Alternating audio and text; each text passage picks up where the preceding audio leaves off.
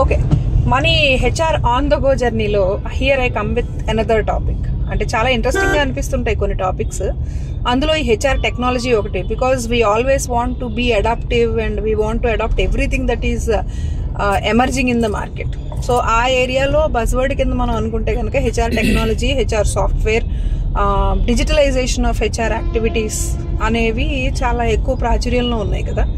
So నేను అంటే some of the clients always tend to use software to maintain their HR systems. మనం ఎప్పుడు వెళ్ళి చేస్తూ ఉంటాం. నేను కానీ లేదా మన కన్సల్టెంట్స్ కానీ రీసెంట్లీ కానీ ఇదివరకు నుంచి అసలు అంటే మనం వర్క్ స్టార్ట్ చేసినప్పటి నుంచి కూడా మనం రెగ్యులర్గా చూస్తున్నది ఏంటంటే ఏ సాఫ్ట్వేర్ సిస్టమ్ మనం హెచ్ఆర్కి వాడినా సరే ఎవ్రీ మంత్ అంటే ఒక్క నెల కూడా మాన్యువల్గా మనం వర్క్ చేయకుండా హెచ్ఆర్ సిస్టమ్ మీద కంప్లీట్గా మనం పేరోల్ కావచ్చు, లేదా అటెండెన్స్ కావచ్చు, లేదా వాళ్ళకి సంబంధించిన ఏదో కన్ఫర్మేషన్స్ అని, లేదా ఎల్ఓపీలు కౌంటింగ్ అని, లేదా ఫుల్ అండ్ ఫైనల్ సెటిల్మెంట్స్, ఏ ఒక్క ఏరియాలోనూ కూడా మాన్యువల్ ఇంటర్ఫరెన్స్ లేకుండా దానంతా అదిగా జస్ట్ ఒక బటన్ క్లిక్ తోటి అయిపోతున్నట్టు నాకైతే కనిపించలేదు. Every time we find this in many of the softwares. I don't comment ఈ పర్టికులర్ ఆ పర్టికులర్ అని ఏం లేదు, అన్నింట్లోనూ ఏదో ఒక ఇష్యూ మనం ఫేస్ చేస్తూనే ఉన్నాం. So what do you say for this? అసలు అంటే సాఫ్ట్వేర్ మనం యూజ్ చేయడానికి హెచ్ఆర్ సిస్టమ్ అనేది సెట్ కాదా, లేకపోతే ఏంటి అసలు? మంచి ప్రశ్న. దీనికి మనం కొంచెం హిస్టరీలోకి వెళ్దాం. ఒకప్పుడు మనం ఈ మైక్రోసాఫ్ట్కి సంబంధించిన టూల్స్ మన ఇవాళ విరివిగా చాలా వాడుతున్నాం, విపరీతంగా వాడుతున్నాం. మైక్రోసాఫ్ట్ వర్డ్ కావచ్చు, ఎక్సెల్ కావచ్చు, పవర్ పాయింట్ కావచ్చు. Just I'm taking an example. So అయితే ఈ పర్టికులర్ సాఫ్ట్వేర్స్ లేదా ఈ టూల్స్ యూటిలిటీస్ లేనప్పుడు మనం మాన్యువల్గా కూడా వర్కౌట్ చేసేవాళ్ళం. Attendance and other things also, attendance రిజిస్టర్స్లో వేయటము, తర్వాత మంత్లీ పేరోల్ కోసం చాలా పెద్ద బుక్ ఒకటి ఉండేది, దాంట్లో మొత్తం అన్ని రకాల పే స్కేల్స్కి సంబంధించిన డీటెయిల్స్ అన్ని వేసుకుని చేయటము, ఇట్లాంటివన్నీ చేసేవాళ్ళు. నేను చేయలేదు కానీ బట్ మాన్యువల్గా నేను ఇండస్ట్రీలోకి వచ్చేటప్పటికి ఆల్మోస్ట్ సిస్టమ్స్ వచ్చేసాయి మనకి. సో అయితే యాక్చువల్గా ఈ పర్టికులర్ సాఫ్ట్వేర్స్ ఏవైతే ఉన్నాయో ఇవన్నీ కూడా మనకి కన్వీనియన్స్ క్రియేట్ చేయడానికి, కంఫర్ట్ని క్రియేట్ చేయడానికి, లెబోరియస్ వర్క్ని తగ్గించడానికి తప్ప హెచ్ఆర్కి సంబంధించినటువంటి జాబుల్ని లాగేసుకోవడానికో లేకపోతే వేరే దానికో రాలేదు ఇవి. సో వాటిని ఏంటంటే మనం ఒక టూల్స్గానే చూడాలి, వాటిని మనం ఎంతవరకు వాడుకోవాలో అంతవరకే వాడుకోవాలి. ప్రాబ్లం ఎక్కడొస్తుందంటే ఎప్పుడైతే మనం ఆటోమేషన్ అనేటువంటి పదం కానీ లేదా హెచ్ఆర్ టెక్నాలజీ అంటూ మనం వాడుతున్నటువంటి డిఫరెంట్ యాప్స్ కావచ్చు, డిఫరెంట్ సాఫ్ట్వేర్ టూల్స్ కావచ్చు, ఇవన్నీ కూడా ఏం చేస్తున్నాయంటే మనని they are taking away our ప్రాసెస్ని, సిస్టమ్స్ని పూర్తి స్థాయిలో అర్థం చేసుకోకుండా పోతున్నాం మనం.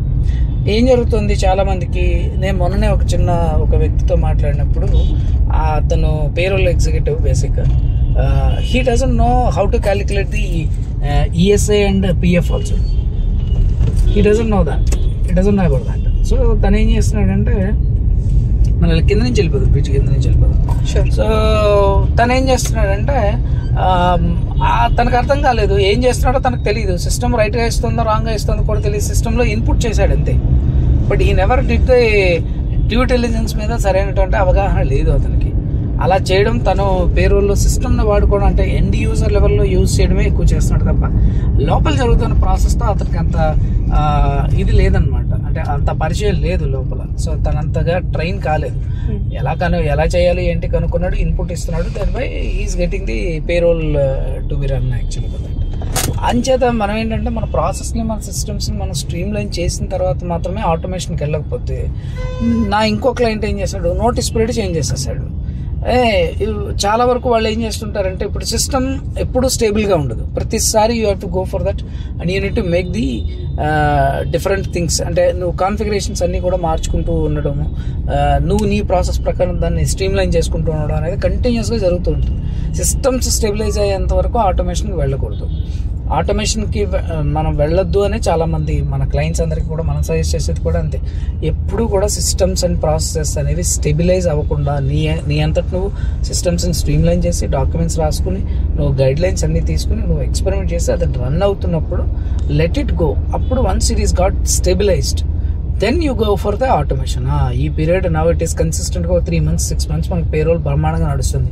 Now I need some software which can be taking care of it. అంటే పేరోల్ అనేది వెరీ బేసిక్ లెవెల్లో జరిగేటువంటి ఆటోమేషన్ టూల్ కాబట్టి అది కాస్త పర్వాలేదు. ఎందుకంటే అన్ని చోట్ల కూడా దాదాపుగా పిఎఫ్ కానీ ఈఎస్ఐ కానీ ప్రొఫెషన్ ట్యాక్స్ కానీ ఇవన్నీ క్యాలిక్యులేషన్స్ అన్ని అది కరెక్ట్గానే తీసుకోగలుగుతుంది. మల్టీ బ్రాంచ్లో చేసేవి మనకు కొంచెం ఆ లెబోరియస్ వర్క్ జరిగే చోట అది బాగానే ఉంటుంది. కానీ any other things that you would like to integrate with that it doesn't happen. నువ్వు అన్నట్టు రిజైన్ చేసిన వాళ్ళని హ్యాండిల్ చేయడం కావచ్చు, ఎల్ఓపీలు కావచ్చు, లేకపోతే చిన్న చిన్న విషయాల్లో కూడా ప్రతిసారి కాన్ఫిగరేషన్లోకి వెళ్ళడం, టికెట్ రైజ్ చేయడం, ప్రతిసారి దాన్ని మార్చుకుంటూ ఉండడం అనేది జరుగుతూ ఉంటుంది.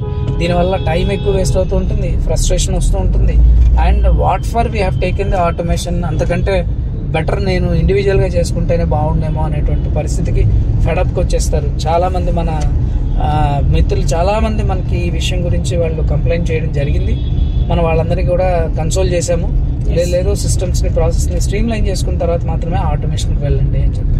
సో ఇది ప్రస్తుతం జరుగుతున్న మార్కెట్లో జరుగుతున్నటువంటి ఒక చిన్న flaw, I can say that. And again నేను ఒక చిన్న డిస్క్లైమర్ ఒకటి చెప్పాలి ఇక్కడ ఏంటంటే, నాకు without having any prejudice towards any of the softwares and I'm not promoting any of the software any other things actually, but this is my observation and my complete opinion as an expert in this particular area. Yes, as you rightly said, ఇక్కడ ఒక particular company అని కాదు, people are using so many kinds of softwares and everybody is complaining that అంటే instead of taking up this software, if I would have done it manually it would have taken lesser time. Maybe half an hour లో complete చేసేసే ఆ పనిని ఈ system మీద ఉన్న issue వల్ల ticket rise చేయడం అన్నట్టుగా టికెట్ రైజ్ చేయడం వల్ల దాని తర్వాత మళ్ళీ వాళ్ళు మనకి ఈ పర్టికులర్ ప్రాబ్లం ఇండిజినియస్ గా డెవలప్ చేసుకున్న సాఫ్ట్వేర్ అప్లికేషన్స్ మీద అంత పెద్దగా రాదు. ఎందుకంటే not every company is capable enough to, ఏదో ఒక ఐటీ ఇండస్ట్రీలో ఉన్న కొన్ని కంపెనీస్ వాటంతటవి వాటి సాఫ్ట్వేర్స్ అవి తయారు చేసుకోగలము సెల్ఫ్ గా, ఎందుకంటే because they are into software development కాబట్టి.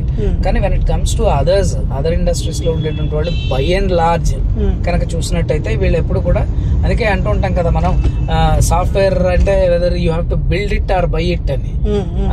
So I would say that rather building or buying, ఈ రెండు కూడా కొంచెం గట్టి కాస్ట్లీ అఫైర్స్ బేసిక్ గా చూస్తే.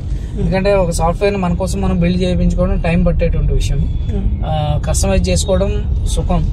అండ్ బయింగ్ ఈజ్, అదే బయింగ్ అంటే మళ్ళీ అగైన్ మన స్టాండ్ అలోన్ అప్లికేషన్స్ లాగా తీసుకోలేము మనం, దాన్ని క్లౌడ్ బేస్డ్ గానే తీసుకుని దాన్ని కస్టమైజ్ చేసుకోవడమే బెటర్ అనేటువంటి మాట ఉంటుంది. కానీ స్టెబిలైజ్ అవ్వదు, అప్పటికీ కూడా చాలా టైం పట్టేస్తుంది.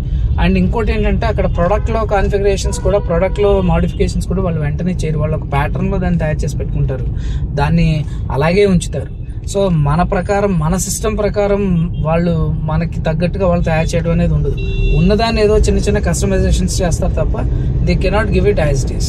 సో ఇంచేత ఇది ఎలాంటిదంటే, నూడిల్స్ చేస్తున్నప్పుడు లేదు నాకు ఆటో నూడిల్స్ కావాలి, లేదా రైస్ నూడిల్స్ తోటి నాకు నూడిల్స్ కావాలి అనే మేజర్ ఇంగ్రీడియంట్నే నువ్వు నాకు పలానా అంటే వాళ్ళు ఏం చేయలేరు. ఇంగ్రీడియంట్స్ అంటే కొంచెం అటు ఇటుగా మార్చమని, తర్వాత రకరకాల చిల్లీ ఫ్లేక్స్ ఎక్కువ లేదా తక్కువ, ఇట్లాంటి చిన్న చిన్నవన్నీ సాస్లు వాటి గురించి మాట్లాడగలము తప్ప but you cannot say that నా మేజర్ ఇంగ్రీడియంట్ నువ్వు మార్చు, నా సిస్టమ్ ప్రకారం నువ్వు తయారు చేయంటే వాళ్ళు ఏం చేయలేదు.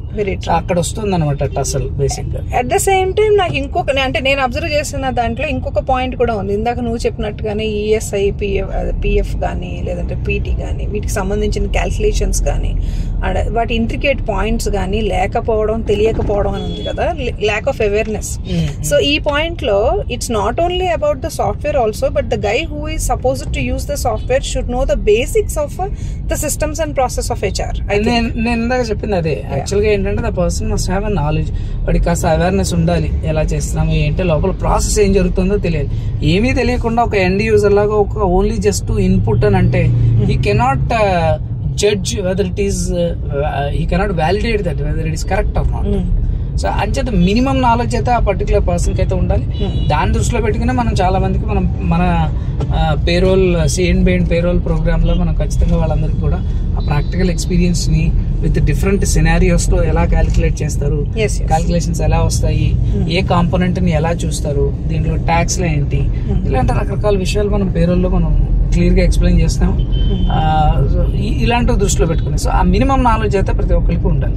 ఓన్లీ సాఫ్ట్వేర్ మీద డిపెండ్ అయిపోయి ఎండ్ యూజర్గా ఉంటానంటే మాత్రం you cannot make any bigger difference in the system. Anybody can run కదా. అబ్సల్యూట్లీ ఈవెన్ అదే కదా, అంటే ఫింగర్ టిప్స్ దగ్గరే అంత ప్రపంచం ఉంది అని చూపించే గూగుల్లో కూడా what we want exactly see as an answer అనేది తెలియాలంటే క్వశ్చన్ తెలియాలి. ఆ క్వశ్చన్ ఎక్కడ టైప్ చేయాలో కరెక్ట్ గా తెలియాలి, అప్పుడే కనుక నడుస్తుంది. నీ ప్రాంప్ట్ ఎంత బాగుంటే నీకు వచ్చేటువంటి ఆన్సర్ అంత యాక్యురేట్ గా వెరీ ఏమంటారు రిలవెంట్ గా ఉంటుంది అనేసి.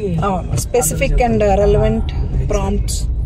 ఎస్, దిస్ ఇస్ వాట్ అంటే మేజర్లీ ఇప్పుడు ఈవెన్ పేరోల్ జనరేషన్ లో కావచ్చు, లేకపోతే అటెండెన్స్ చూడడంలో కావచ్చు, ఎంప్లాయీ ఆన్ బోర్డింగ్ కావచ్చు, ఎక్కడైనా సరే if the candidate is getting some kind of trouble, he needs to know exactly what is the trouble that he is having. Ticket raise చేయడానికి కూడా I think there are so many options, like ఏ కేటగిరీలోకి వస్తుంది, ఏ sub కేటగిరీలోకి వస్తుంది అని చాలా రకాల క్వశ్చన్స్ వస్తాయి అందులో టికెట్ రైజ్ చేసేటప్పుడు. So the candidate should know like where exactly I'm getting the problem, and if he is able to tell that like this is where I want to have it and this is how I want to have it. ఆ రెండూ తెలియకపోతే కనుక definitely though the system is customisable, it cannot happen. I think even softwares లో ఉండేటువంటి product managers కూడా techno functional అయి ఉండాలి. వాళ్ళకి హెచ్ఆర్ గురించి కూడా తెలిసి ఉండాలి. Exactly they must be aware about that. What is the statutory compliances ఏంటి, అసలు హెచ్ఆర్ లో ఉండేటువంటి ప్రాసెస్ ఏంటి, నా కస్టమర్ తన ప్రాసెస్ ని ఏమని చెప్తున్నాడో నేను అర్థం చేసుకోగలను. అర్థం చేసుకుని దాని టెక్నికల్ ఆస్పెక్ట్స్ లో ఫీజిబిలిటీ ఎంత, నేను ఎలా చేయగలను ఎలా చేయలేను అనేటువంటి దాని మీద అతనికి ఒక మంచి అవగాహన ఉంటే అలాంటి product managers they can configure that. Basically ఈ రోజుల్లో మనకి సాఫ్ట్వేర్స్ లో ఇది ఇంపాసిబుల్ అనేటువంటి పాయింటే లేదు. నీకు ఎలా కావాలంటే అలా, ఎప్పుడు కావాలంటే అప్పుడు దాన్ని మౌల్డ్ చేసుకునేటువంటి కాన్సెప్ట్స్ చాలా వచ్చేసాయి. ప్లగ్ అండ్ ప్లే మెథడ్స్ చాలా వచ్చాయి కాబట్టి software development is not a big deal today. అది కంపెనీల వాళ్ళు కూడా, అంటే సాఫ్ట్వేర్ ఇచ్చేటువంటి కంపెనీస్ కూడా they need to understand that. అప్పుడే విన్ విన్ సిచ్యువేషన్ వస్తుంది. ఇటు కన్సల్టెంట్ కావచ్చు, అటు సాఫ్ట్వేర్ డెవలప్మెంట్ కంపెనీస్ కావచ్చు, అల్టిమేట్ ఎండ్ యూజర్ అయినటువంటి క్లయింట్ కావచ్చు, ముగ్గురు కూడా విన్ విన్ సిచ్యువేషన్ లో ఉంటారు. Absolutely. Right, valid points for this. I think with this we already have reached our destination. Next episode we'll be having much more interesting topics to discuss and we'll come with that. Sure? Definitely. Yeah, thanks. Okay, thank you. Bye.